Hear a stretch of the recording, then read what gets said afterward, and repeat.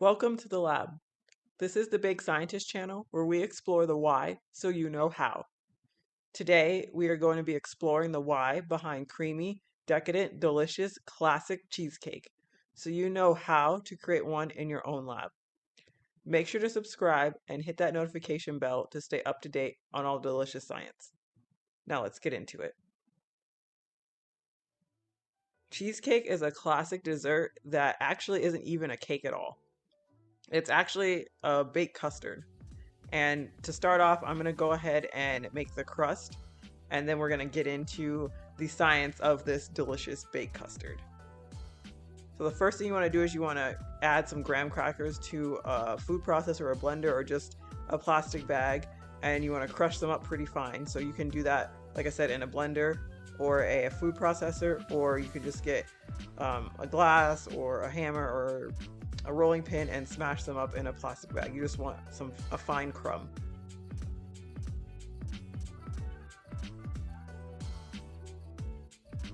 Now once we have our finely ground graham cracker, we're going to go ahead and put that into the bowl, and then we're going to add in the rest of our ingredients for our crust and mix it up until it looks like kind of like wet sand, but it won't be too wet.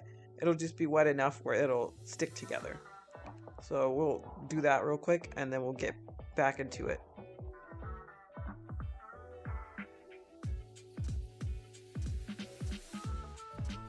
If you love food and you love science and you love understanding the science behind your favorite foods so that you can know how to adjust and how to create these marvelous creations in your own kitchen, make sure to subscribe, hit that notification bell so that you can stay up to date on all the science that we're coming out with in our kitchen, and so you can be in the know of what's going on in your kitchen, what you're creating, what's happening. It's just so interesting, and it's just so cool to be able to know what's happening so that you can manipulate it to meet your own needs and to create delicious creations all on your own.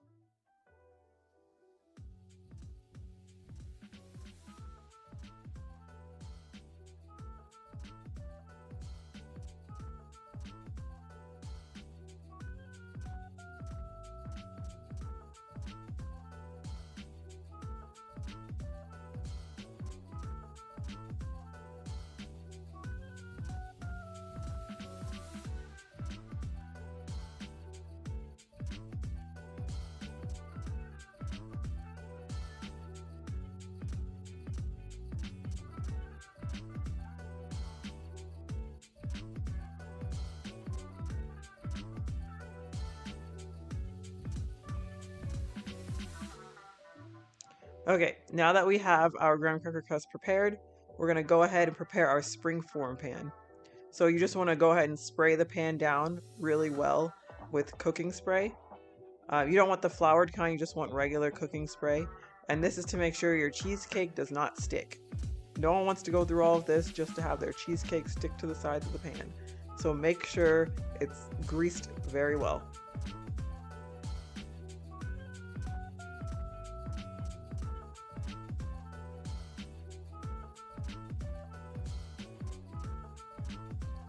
So now we're going to go ahead and dump in our crust, and you just want to pack it down into an even layer across the whole bottom of the pan so that we have a good base for our cheesecake to sit on.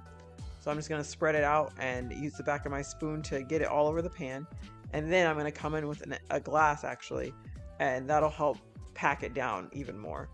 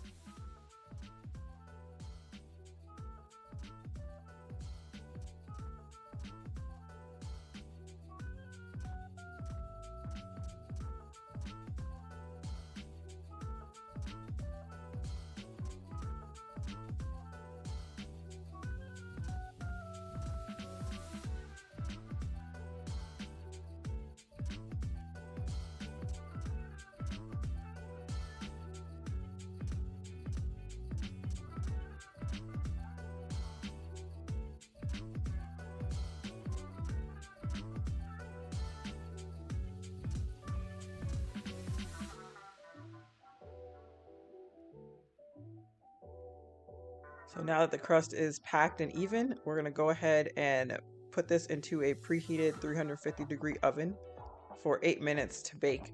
And this will just help make sure it's dried out enough so that when we pour in the base, it doesn't get soggy, or the filling, it doesn't get soggy.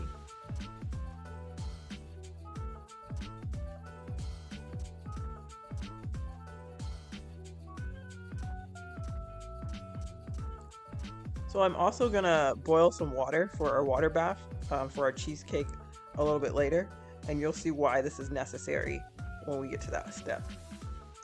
And then we're gonna go ahead and also preheat our oven to 325 to bake our cheesecake. Now, while we work on combining the ingredients for our cheesecake filling, let's go ahead and talk about what exactly is a custard. So a custard is a mixture of primarily eggs, a milk product, and sugar. In this case, for our cheesecake, it's eggs, cream, also cheese, and then sugar. And it's important to understand what the star ingredient of a custard is, and that is an egg. And because eggs are so important to this, as you can see for our cheesecake filling, we're actually including 4 whole eggs and 1 egg yolk. So quite a bit of eggs are going into this, and the egg science is key to understanding this whole custard debacle. So as I'm showing here, I just creamed up the cream cheese with the sugar. Those are our 2 components of a custard. And now I'm going to incorporate 1 egg at a time until it's fully combined, and then I'll incorporate the next egg. So you want to incorporate the egg slowly. And you want to make sure all your ingredients are also at room temperature. It's important that everything stays at the same temperature, so when you add one ingredient, it's not causing the other to split or to change the temperature drastically. If you have a room temperature, say cheese, and then you add in a cold egg or cold milk, you run the risk of shocking that cheese or whatever you're having there that's room temperature and causing it to solidify or get harder, and then it will create lumps, and you don't want lumps. We want a nice smooth finish. And I just incorporate the egg yolk, and so that's all of our eggs into the mixture. And now we're going to switch over to a whisk. So you don't want to beat too much air into your cheesecake, because the more air you incorporate, the more you run the risk of it cracking in the oven when it's baking. So you just want to make sure you mix it until everything's incorporated, but you don't want to whip it to the point where you're adding in a ton of air. But we're going to go ahead and add the whisk to incorporate the last few ingredients, which will be our cornstarch, another binding agent, so vanilla, a little bit of salt, and we'll just whip that together, and then we'll move on to the science of our custard.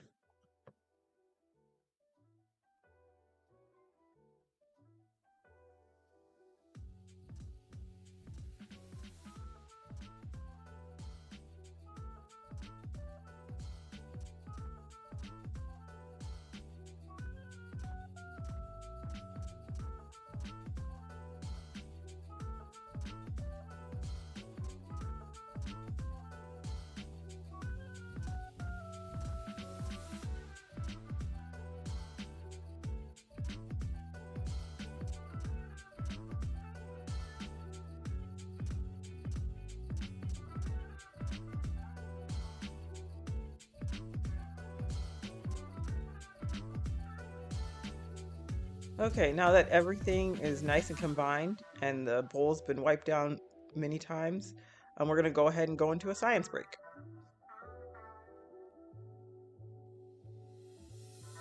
So this egg science chart should look pretty familiar from our scrambled egg video. If you haven't seen that video, please go check it out. You definitely want to know the ins and outs of the scrambled egg so that you can have some delicious starts to your morning with this breakfast item. But so this egg science is important to our custard, because when you're making a custard, like I mentioned earlier, the main key star is our egg. And the egg is what's going to give our custard the structure it needs to be able to be cut and to have that nice velvety texture and smooth finish. And where that's coming from is the egg protein. So the proteins in eggs are wound up naturally. They're wound up in tight little balls, and when they're heated, they actually unwind, which is called denaturing. And when they denature, they create like a mesh kind of web of proteins, and this creates a solid. And this mesh web is what we want to happen in our cheesecake, to hold all the cheese and the cream and all the good ingredients we added in there. It's going to hold it into a structure that's cake like. But in order to do this, so that it doesn't become like hard boiled egg, like just a solid mass inside of our custard, we have to heat it slowly, slow heat and uniform heat across the whole cooking process. It's what's going to help those proteins unravel slowly and form a nice intricate web that's going to hold everything together in a smooth texture and not clump up or be grainy and chewy and gummy. So with that, let's go ahead and see how we're gonna heat up this thing slowly and get our nice perfect cheesecake. So to heat our cheesecake slowly, as I mentioned, to make sure we get that nice fine mesh web of egg proteins, we're going to use a water bath. And right now I'm just going to prepare our springform pan by wrapping it in aluminum foil just to make sure that there's no water gets into our cheesecake. So I'm just going to wrap the base of it with the aluminum foil.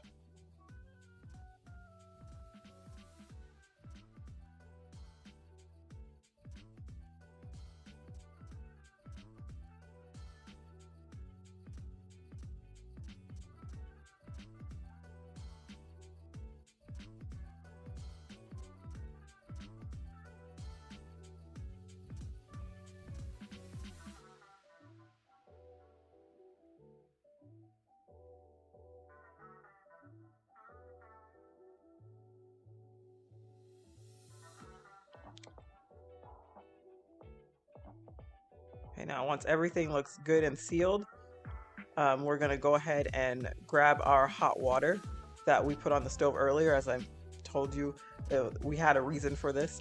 So I'm gonna go ahead and grab my hot water, and you want a secondary container. So I'm gonna put the cake pan into a roasting pan, and we'll use that as our water bath. And I'm just gonna go ahead and pour the cheesecake filling in first before I pour in the water. So you just want to pour your cheesecake filling in on top of your cooled pie crust. Make sure it's cool and it's ready to go for the cheesecake.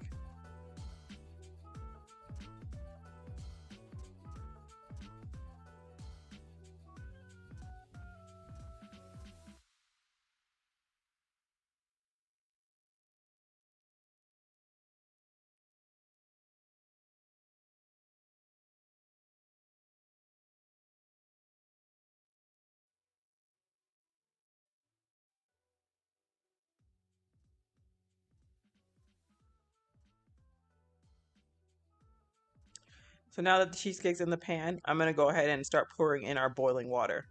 And then the reason why we're using hot water in our water bath is because the oven is already hot. And we want the water to conduct the heat in the oven evenly across the cheesecake. And we also want to create a little bit of steam in the oven to prevent the cheesecake from cracking. So all of these things are going to help make sure our cheesecake is nice and velvety smooth at the end of the day.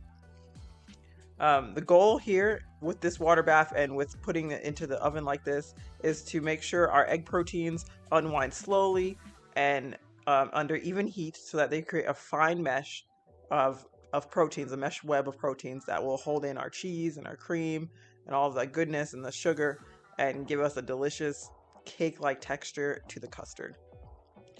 So now I'm popping the water bath and the cheesecake into the oven at 325.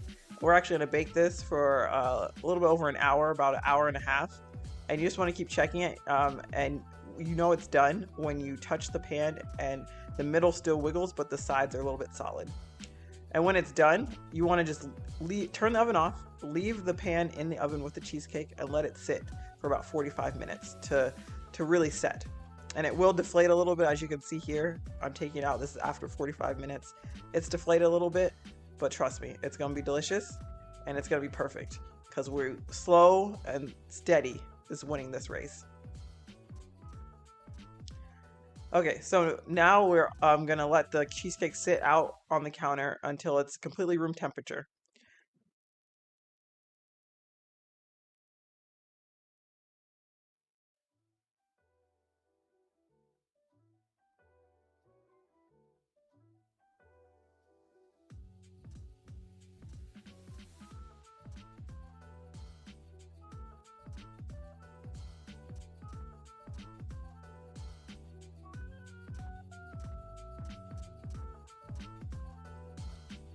Once the cheesecake is completely cooled to room temperature, we're gonna cover it in some plastic wrap and stick it in the fridge.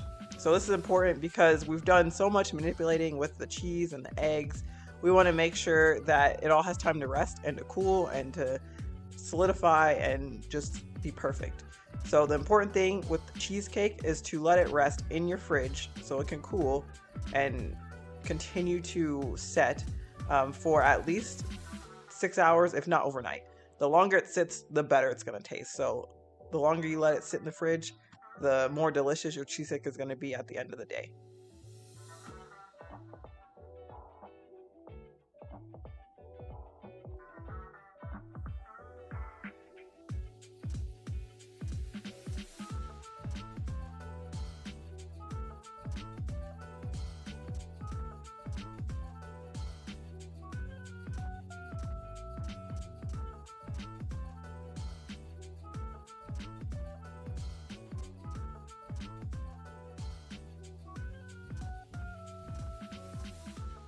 So here's my completely cooled, completely chilled cheesecake, and we're just gonna pop it out of this spring form pan and see what we got.